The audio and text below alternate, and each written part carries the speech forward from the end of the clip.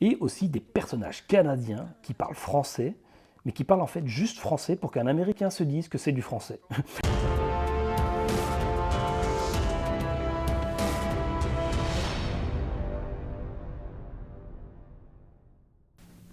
Bonjour à tous et bonjour à toutes. Aujourd'hui, on va parler de Prey, le nouveau film de la saga Predator qui vient de débarquer sur Disney+. Avant de vous parler du film, faisons un petit récap des films de la saga. On commence avec Predator 1, une orgie visuelle vraiment qui fait péter tout au home cinéma, avec une super BO d'Alan Silvestri. Ensuite, on a Predator 2, une très bonne suite, cette fois-ci dans le milieu urbain, avec de belles idées de mise en scène et des effets spéciaux vraiment satisfaisants. Ensuite, Predators, aïe aïe aïe, ça c'est pour moi le plus mauvais épisode de la série. Pas du tout aimé, aucune surprise, c'est vu et aussitôt revendu. Alien contre Predator, le premier, sympa, réalisé par un bon faiseur, et quel fun de voir aussi s'affronter un Alien et un Predator dans le même plan. Ensuite, Alien Predator Requiem. Alors pour moi, c'est également un bon épisode, c'était très fun, avec une belle audace de tuer déjà un gosse, c'était sacrément couillu. Un des reproches faits à ce film, c'est le côté sombre des scènes. Moi, j'ai pas trouvé, j'ai trouvé que c'était plutôt un bon souvenir et des bons effets. De Predator de 2018, bon épisode également, mélangeant le côté gore et un humour typique des films des années 90.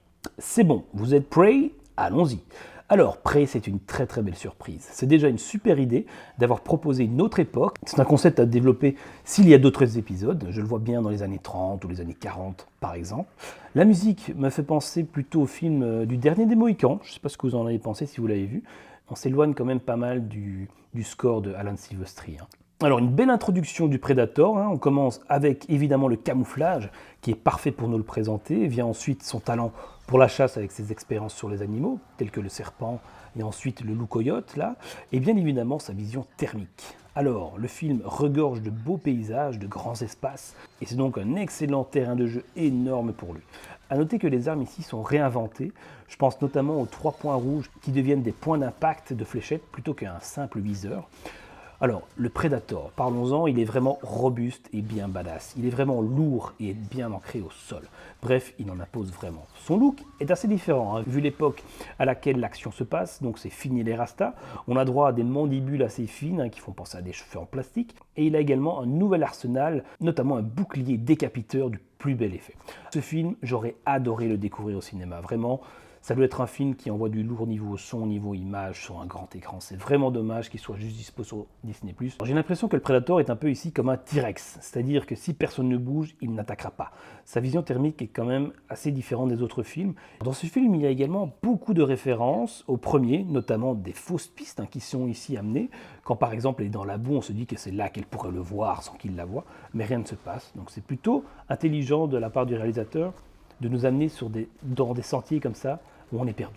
Et on s'attend vraiment à quelque chose d'autre.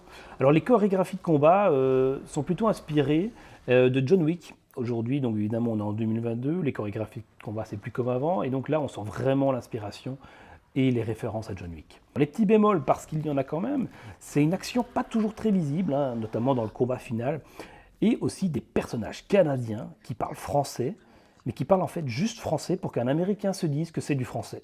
Mais quand des francophones écoutent leur discussion en VO, évidemment, c'est incompréhensible. Ils parlent français avec un accent américain, donc parlez américain les gars, c'est un peu débile.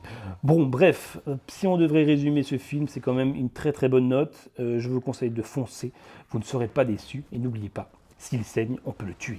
À très bientôt.